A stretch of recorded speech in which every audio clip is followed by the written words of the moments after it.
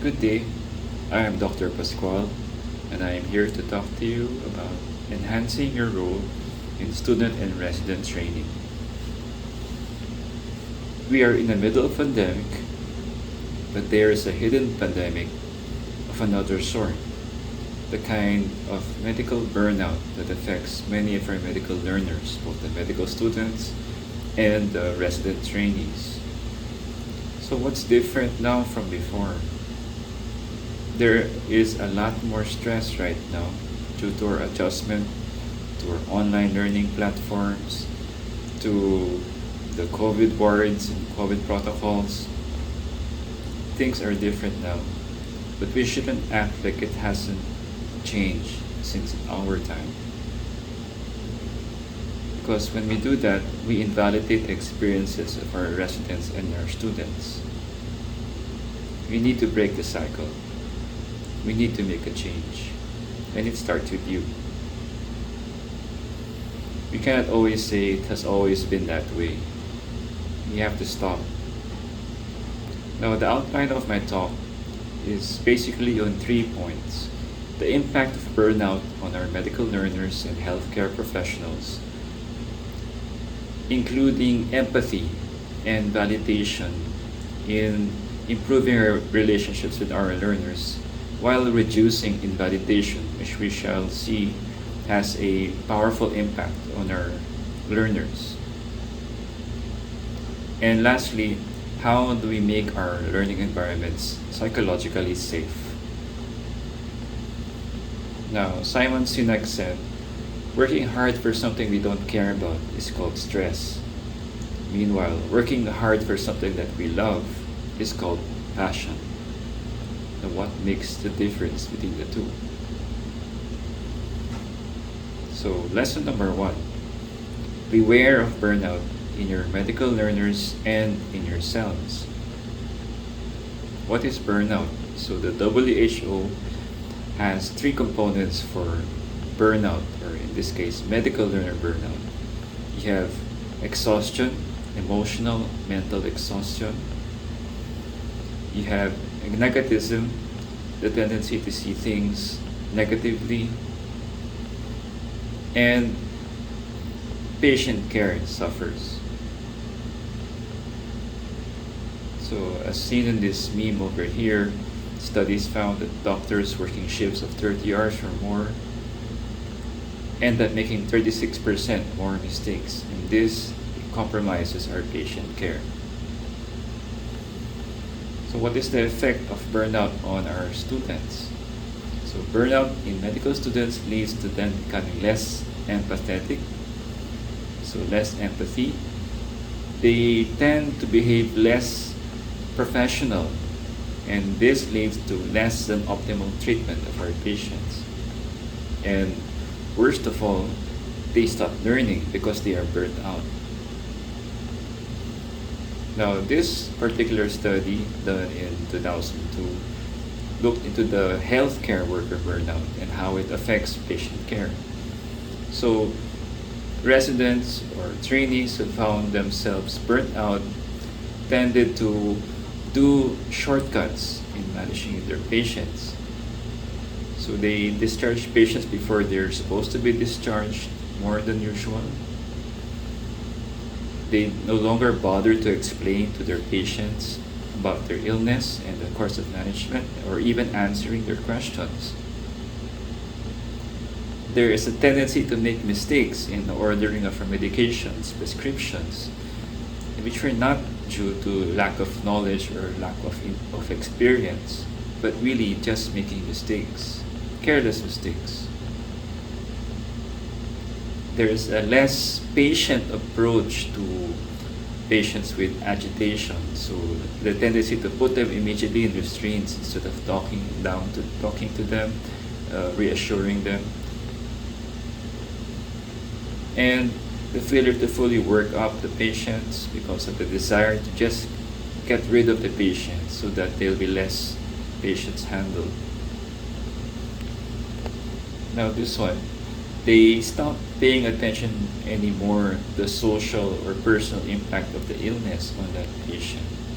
They become less like physicians, less humane, less human. And they practically become emotionally numb to what's happening to their patients. They have less empathy, as mentioned earlier. But despite all this, they remain human and they feel the guilt when about the way they treat their patients. In this is a particularly big study done in the US comparing physicians versus lay people, 5,000 physicians, 5,000 working individuals, measuring burnout and resilience. Now they found that doctors in particular have higher resiliency compared to the lay folk. And doctors who did not complain of burnout actually were more resilient than those who did. Now this table just shows us the resilience across different characteristics. Higher resilience in males compared to females. The more resilient individuals were in the older age group from 45 and above, with the lowest resilience scores seen in those less than 35 years old.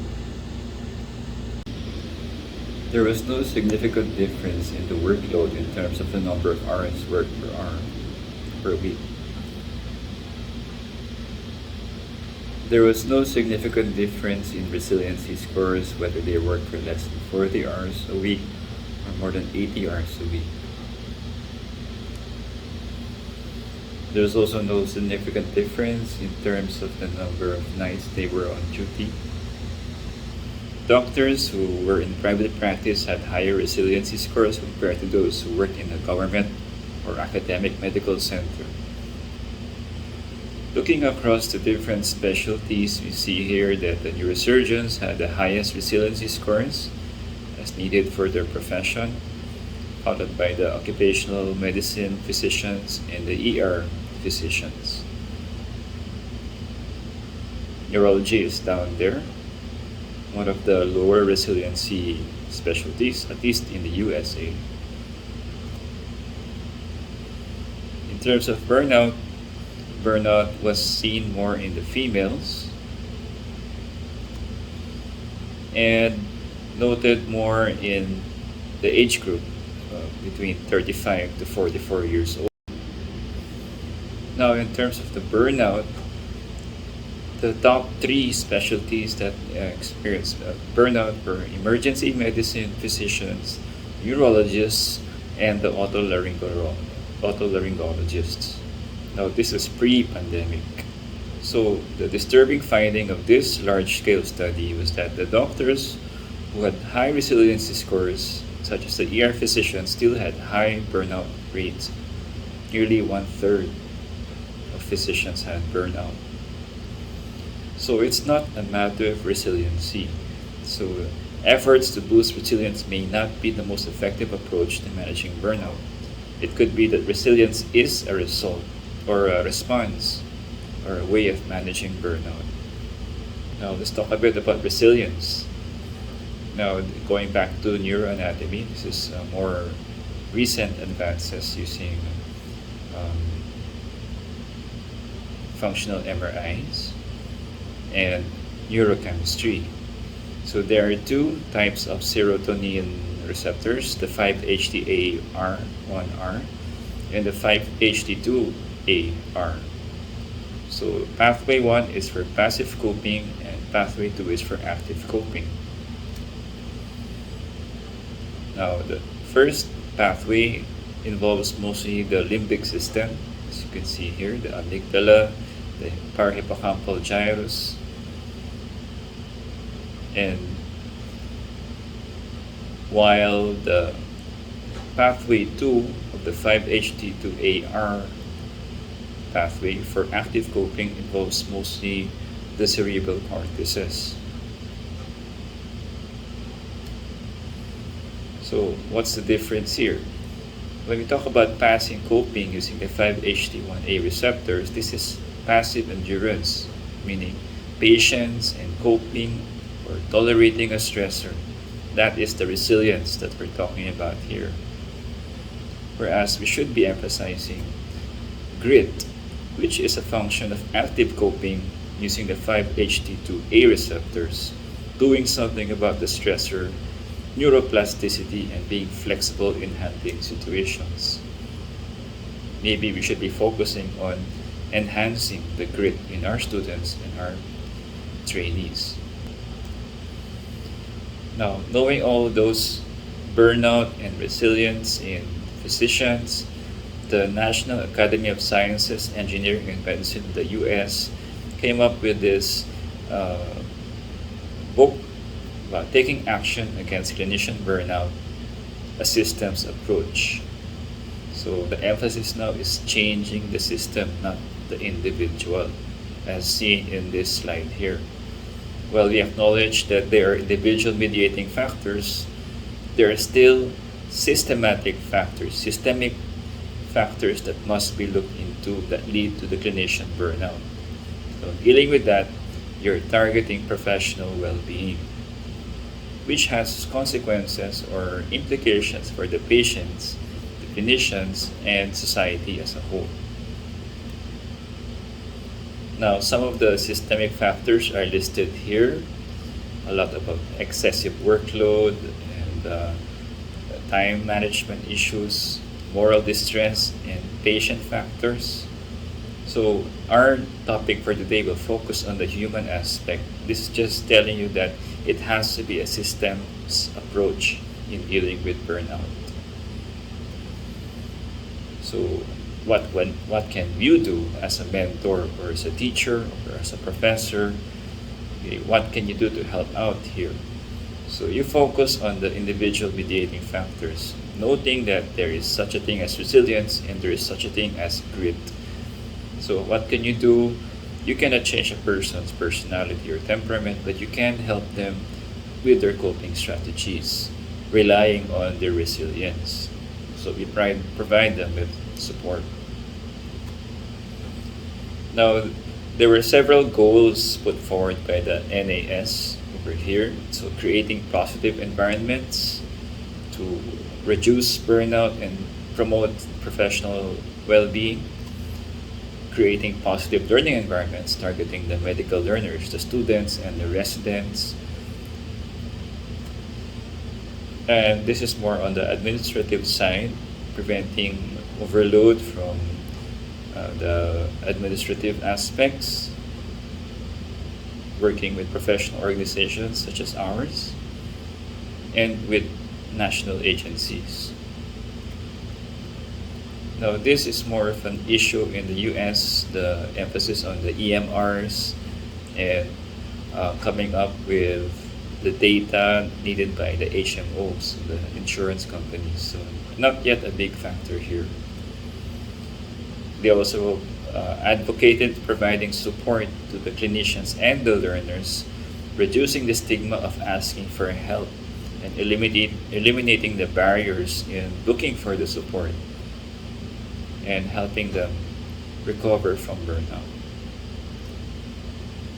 So research into making life better for clinicians and learners and the whole healthcare system should be in place. There should be an investment in research to promote professional well-being among clinicians and medical learners.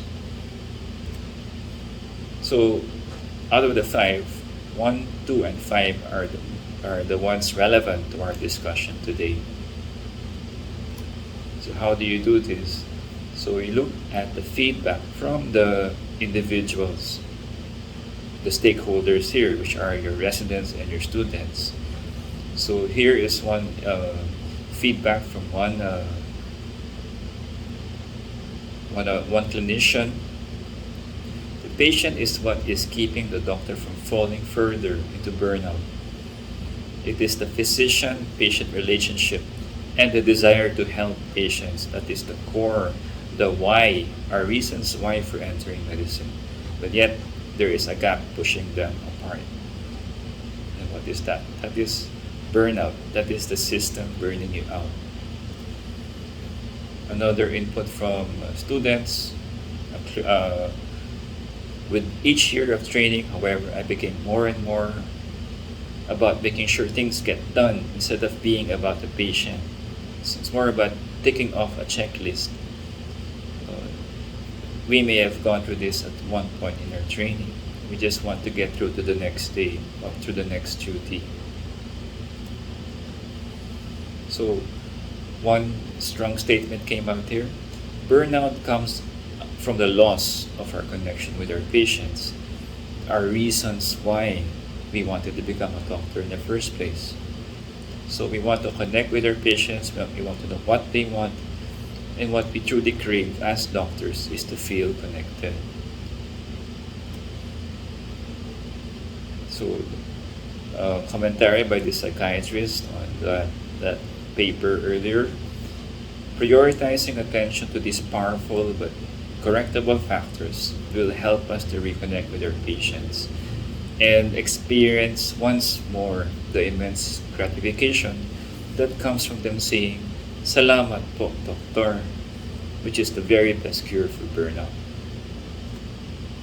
So, we don't want to be called healthcare providers. We are healthcare professionals to give us more meaning in what we're doing. We're not just a cog in the big machine. Okay, how do you get around? How do you reduce burnout? Through compassion. Compassion is empathy communicated to the other persons, whether it's a patient or your residents or your students. So another post taken from social media in reaction to older doctors saying, "Nung panahon namin, pag hindi kaya, quit ka na lang." Rather, we should encourage, not discourage. Do not use your suffering from the past to justify the suffering of the trainees and the residents and the students today. It would be much better if you're both compassionate and excellent at the same time as teachers or mentors. So what is empathy?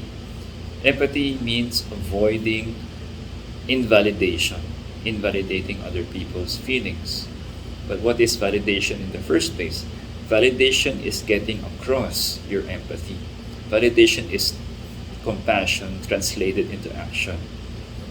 When a person feels validated, they feel understood. They feel validation means accepting and understanding what a person is feeling without judgment. What is invalidation? It's the opposite of validation. It's the failure to communicate that you understood the other person. So when you say what the other person is feeling is illegitimate, invalid, or wrong, is invalidating. So here are just some examples of invalidating statements that we may have told our students or our residents in the past. Why should you do that? Why should you complain? It doesn't bother anyone else. Why are you upset? Life isn't fair. Get over it. Stay positive. Failure is not an option. Look for the silver lining, or it could be worse. So there's a more compassionate way of getting your ideas across. This comes off across as insensitive and invalidating. Okay, so more examples of invalidating statements. It could be so much worse.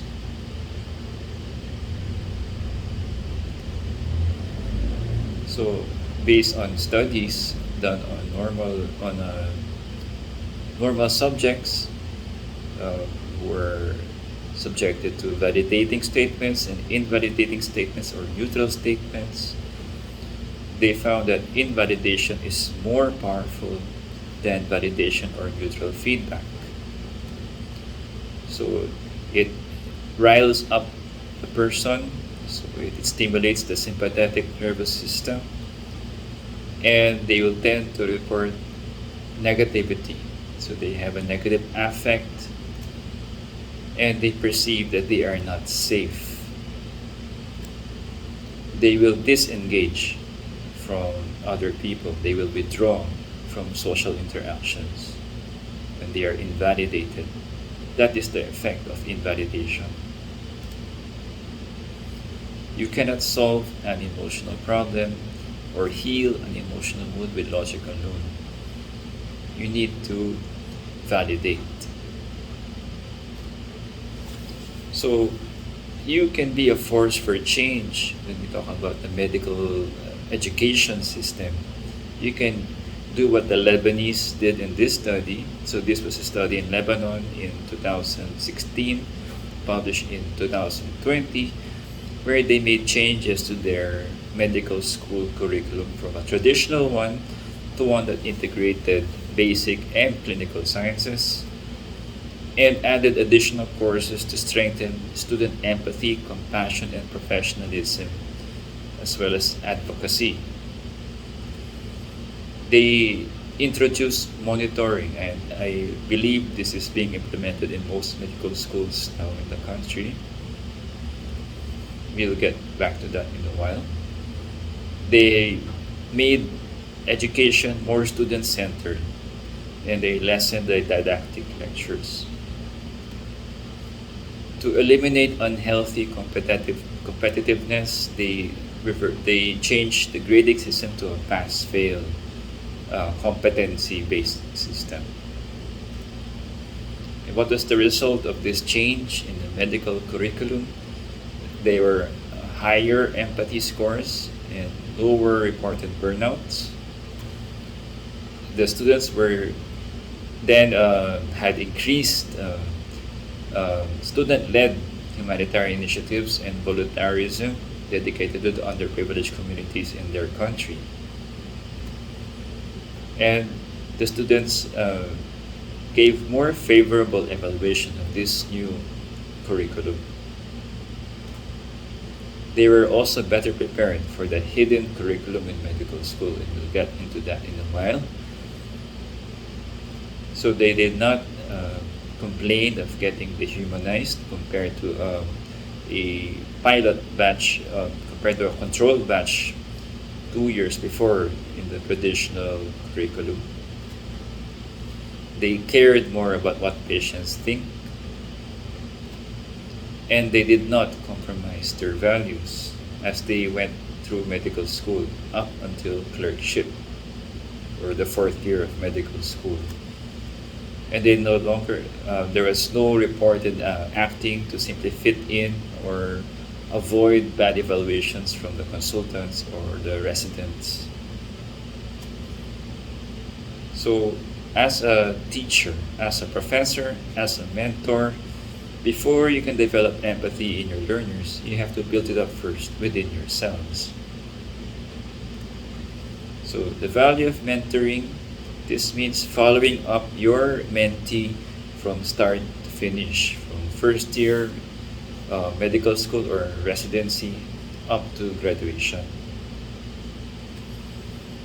So it is a longitudinal learning relationship between you and your student or your trainees, a buddy system so that you see them grow over time. And this means being more proactive in helping them to achieve their goals. And in doing so, you build trust in letting them handle your patients, whether they're residents or students. You allow them to take care of your patients. You allow them to see your patients from admission up to discharge, even following them up in the outpatient clinic. So, according to medical students, what do mentors do? What are they there for? So 3 things: for personal support, to act as role models, and to help in their careers. So in terms of personal support, they're there to provide motivation, advice, moral support. And being a mentor, you are the role model for your students in terms of how you advance into your career and how you balance your work-life balance between personal and professional lives. And lastly, career advising. So the students or trainees who will stick with you till the very end, till graduation. So you help them choose which specialty, if they will be specializing, what residency they will be choosing to go into, or other opportunities, whether it's in research or public health policy making. So you want to be the neurologist you want your learners to be. You are the role model. You are who they want to be. So all of these people that we see on this page have guided us in the past, have taught us what we know in neurology. They may not be here anymore with us, but they're always with us. They are our standard. They are gold standards.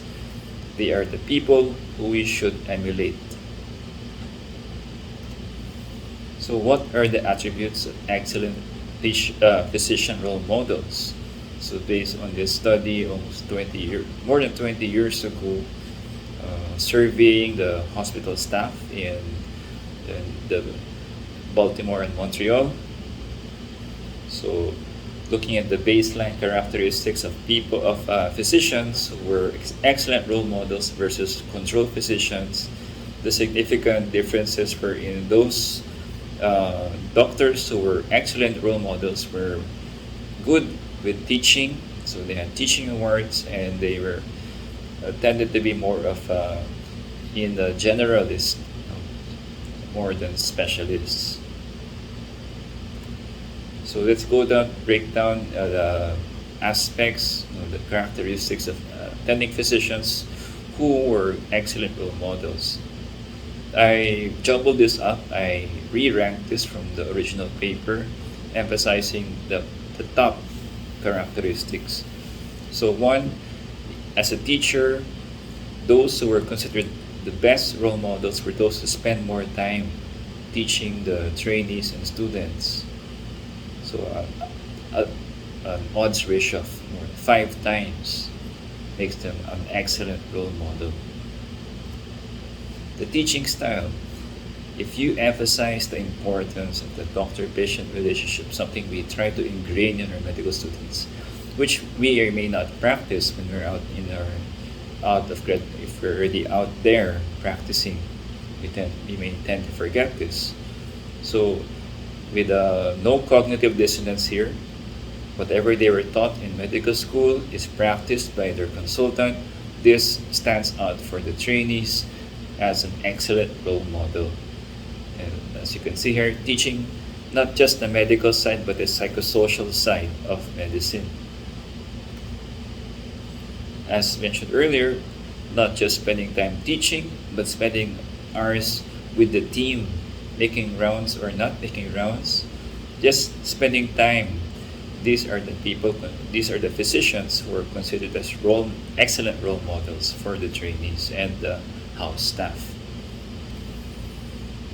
Okay, other factors here, any form of training, formal training in teaching, or having served as a chief resident were also factors in considering physicians as excellent role models. So enjoying what you did, enjoying what you do, enjoying teaching. These are the traits of an excellent role model.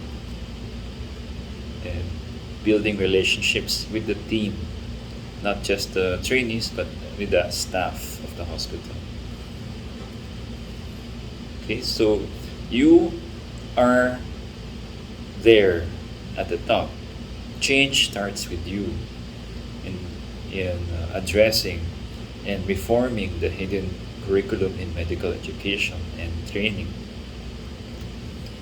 In order for reforms to succeed, you need to promote professionalism in your students and in your trainees, and it has to come from you. Yeah, they will emulate you if you demonstrate this. See, there's more to being a leader than being a jerk. So this is from House MD, the TV show. And here, a social media post from attorney Gideon Pena. Just because you suffered during your time does not mean you should let the younger ones suffer too. It ends with you. The buck stops with you. So, what we should advocate for as mentors and as role models for our students and our trainees is psychological safety. What is psychological safety? It is the feeling that you are able to comfortably express yourself and be yourself. You're able to share your concerns, you're able to make mistakes without being ridiculed, without embarrassment, or without someone giving you a low grade or a low score or a low rating. Now, this is a meme that has been going around for a long time on social media about the hierarchy that exists in medical institutions, from senior consultants to junior consultants, chief residents, and students. So look at the very burnt out students over here.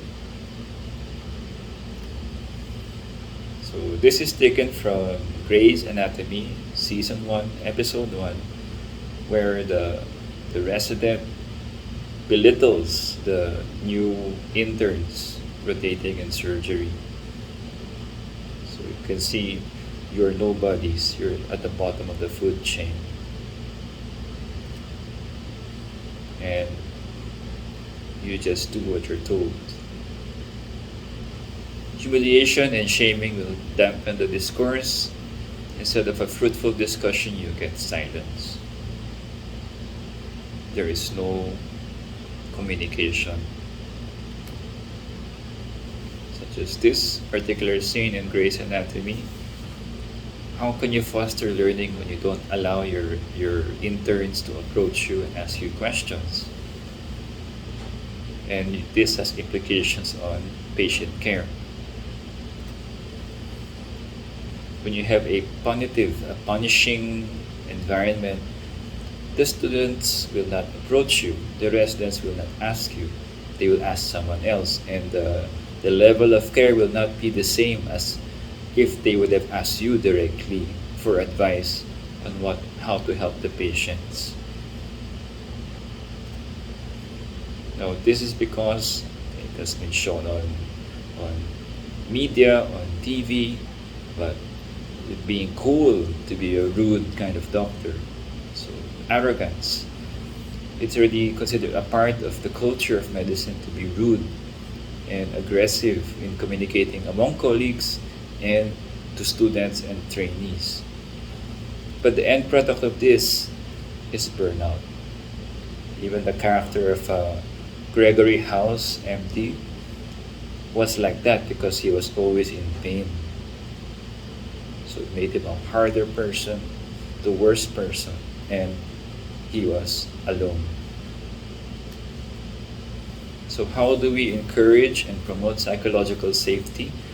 We encourage our trainees and our students to ask questions. That's how they learn. That's how we learn also, because that's the exchange of knowledge takes place here. So they will participate freely and fruitfully if they're not afraid of being ridiculed or scolded if they give the wrong answer or make a mistake. We want to destigmatize failure. Failure is just another way to learn from. So this is also from the Grey's Anatomy. We acknowledge that we are humans and we make mistakes and we have our flaws. All of us do.